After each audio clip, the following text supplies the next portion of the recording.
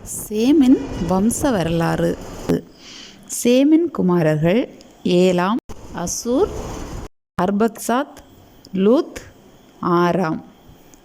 அர்பக்சாத்தின் குமாரன் சாலா, சாலாவின் குமாரன் ஏபேர், ஏபேரின் குமாரர்கள் Peleg, Joktan.